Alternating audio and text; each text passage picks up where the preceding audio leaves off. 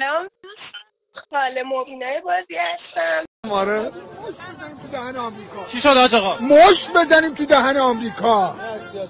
مشت دیوید تارگت میزنم 1 و 3 نه 1 و 3 5 1 و 3 یه بازی مرگ.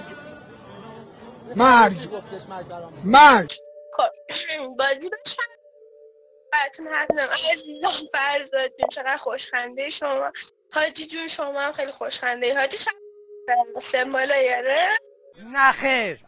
حاجی نفر ببین حاجی حرف بزنی چشتو در میارم، فهمیدی؟ ببین سمت حاجی نبینم 2 بازی ها قیچیت میکنم. دارم میگم سمت 4 بیا قیچیت میکنم.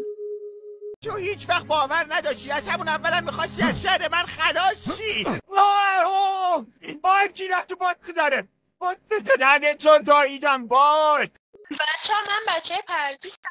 بعد اینکه پردیست باز 8 تا.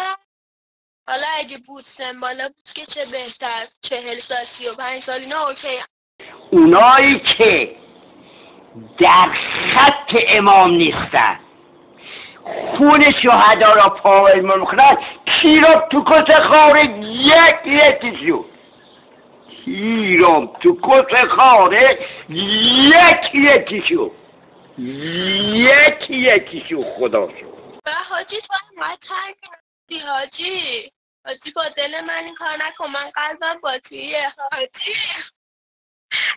مبارکت باشه آقا رضا گلزار اسم نداره. آقا رضا گلزار من الان با این چی کار کنم؟ آقا رضا گلزار نفس باشه ایشالله که خوشبخت بشی، ایشالله که خوشبخت بشی. اسم نداره چون من برمیگزینم. مبارکت باشه برگزین آقا رضا گلزار. جنده کت بلند کرده بود لاشی. این 1 بعد همراه خودش حاجی رو هم برد. من پول 3 بازی برو دنبال حاجی. این حاجی رو هم همراه خودش برد لاشی. الان میرن قرار مدار میذارن 7 تیر گفت. 2 بازی برو 7 تیر حاجی هم میاد.